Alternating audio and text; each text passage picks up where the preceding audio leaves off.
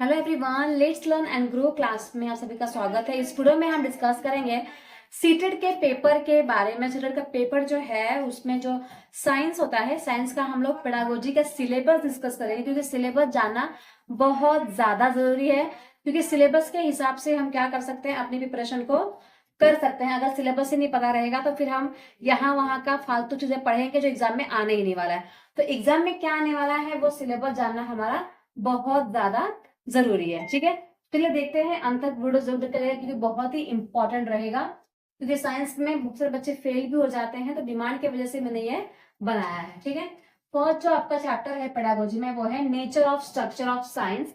Science का जो nature है वो कैसा है, ठीक है, किस प्रकार से उसको बनाया गया है, क्यों बनाया गया है, बच्चे इसमें क्या क्या पढ़ते हैं, ये सारी चीजें जो है nature of structure of science में मिलेगा आपको पढ़ने के लिए। ठीक है, नेक्स्ट जो है साइंस जो चैप्टर है उसका एम क्या है और ऑब्जेक्ट क्या है, मतलब साइंस बच्चों को पढ़ाने के पीछे का एम क्या है, मकसद क्या है, बच्चे क्या सीखेंगे साइंस के थ्रू।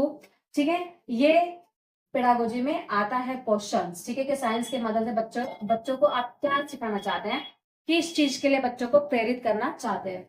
नेक्स्ट जो है अंडरस्टैंडिंग साइंस, साइंस से आप क्या सीखते हैं। ठीक है, साइंस आपको क्या सिखाती है, किस प्रकार से आपको बनाती है। ठीक है, ये क्वेश्चंस इस प्रकार से देखने को मिलेंगे। नेक्स्ट है आपका इंटीग्रेटेड अप्रोच। जो साइंस है इसमें आपको कोई कोई चैप्टर्स ऐसे हैं जो सोशल साइंस में भी देखने को मिलेंगे, कोई कोई चैप्टर ऐसे हैं, टॉपिक जो है वो आपको इंग्लिश में भी नजर आएंगे। ठीक है, तो साइंस क्या है, एक इंटीग्रेटेड अप्रोचेज है जिसमें सबका क्या है, मिश्रण है, थोड़ा बहुत सबका आपको थोड़ा बहुत देखने को मिलेगा। तो इंटीग्रेटेड अप्रोच में हम पढ़ेंगे कि साइंस में हम लोग किस प्रकार से सारे सब्जेक्ट का थोड़ा थोड़ा क्या होता है, मिश्रण होता है। नेक्स्ट जो है पेडागोजी में वो है ऑब्जर्वेशन। ठीक है, क्योंकि अगर हम साइंस बच्चों से करवा रहे हैं तो बच्चों के ऊपर ऑब्जर्व करना बहुत ज्यादा इंपॉर्टेंट है कि बच्चा क्या सीखा, कितना सीखा, और ऑब्जर्वेशन के थ्रू हम क्या कर सकते हैं, बच्चों को और ज्यादा बेहतर बना सकते हैं। तो ऑब्जर्वेशन जो है वो बहुत ज्यादा इंपॉर्टेंट एक टॉपिक है, किसके लिए, साइंस के लिए। अब यही टॉपिक जो ऑब्जर्वेशन वाला टॉपिक है वो आपका एसएस में भी आता है, तो अगर आप इसमें पढ़ोगे तो वो आपको एसएस में भी काम आएगा, हिंदी में भी काम आएगा, इंग्लिश में भी काम आ सकता है। ठीक है, तो ऑब्जर्वेशन। नेक्स्ट है आपका एक्सपेरिमेंट। आप क्या करवाओगे, बच्चों से एक्सपेरिमेंट कराओगे भाई, क्योंकि साइंस है तो साइंस में एक्सपेरिमेंट करना तो बनता है ना। तो साइंस में क्या होते रहते हैं, एक्सपेरिमेंट होते रहते हैं। तो एक्सपेरिमेंट के रिगार्डिंग क्वेश्चंस आपको देखने को मिलेंगे कि अगर आपको बच्चों को कुछ दिखाना है या ब्रेड दिखाना है, ब्रेड में कैसे बैक्टीरिया होते हैं, तो आप किस प्रकार से एक्सपेरिमेंट कराओगे, किस टूल्स का इस्तेमाल होगा, ये सारी चीजें इसमें आएगी, वेरी इंपॉर्टेंट है। ठीक है, नेक्स्ट वन जो है इनोवेशंस, किस प्रकार से इनोवेशंस साइंस में किए गए हैं। ठीक है, किसने किसने कब कहाँ कैसे इनोवेशन किए हैं, उनके नाम भी एग्जाम में पूछे जाते हैं। ठीक है, नेक्स्ट है आपका टेक्स्ट मटेरियल। टेक्स्ट बुक के थ्रू बच्चों को पढ़ाते हैं, इसके अलावा और कौन सा हम मटेरियल इस्तेमाल कर सकते हैं।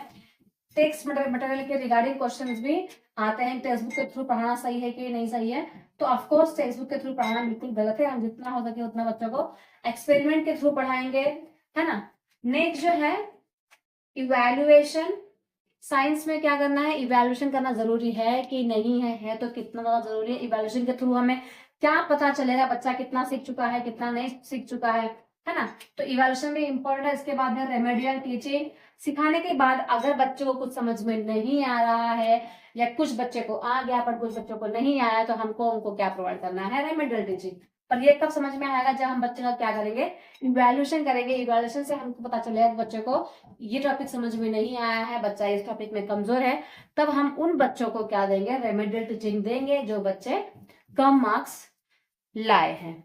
ठीक है, इसके बाद यही है आपका पूरा ऑब्जेक्टिव साइंस का। कुछ कुछ टॉपिक जो है बहुत इंपॉर्टेंट, जैसे कि innovation, text material evaluation, remedial teaching, experimentation. ठीक है, 5 7 8 टॉपिक है, पर साथ के साथ बहुत इंपॉर्टेंट है।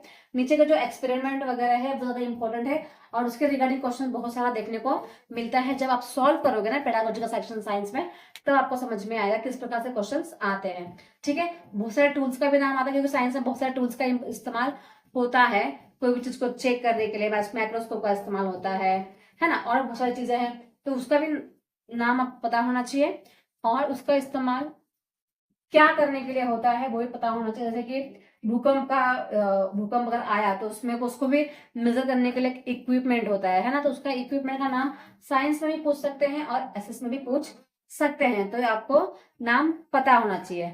ठीक है, सो आई होप आपको वीडियो समझ में आ गया होगा, वीडियो अच्छा लगा होगा। छोटा सा वीडियो है बट सिलेबस जाना बहुत ज्यादा जरूरी था, इसलिए हम मेरा काम है कि आपके साथ डिस्कस किया जाए। तो आज के लिए इतना ही, मिलते हैं नेक्स्ट क्लास में। Thank you so much everyone. Video अच्छी लगी चैनल से सब्सक्राइब कर लीजिएगा, लाइक का हमेशा जरूर कीजिएगा।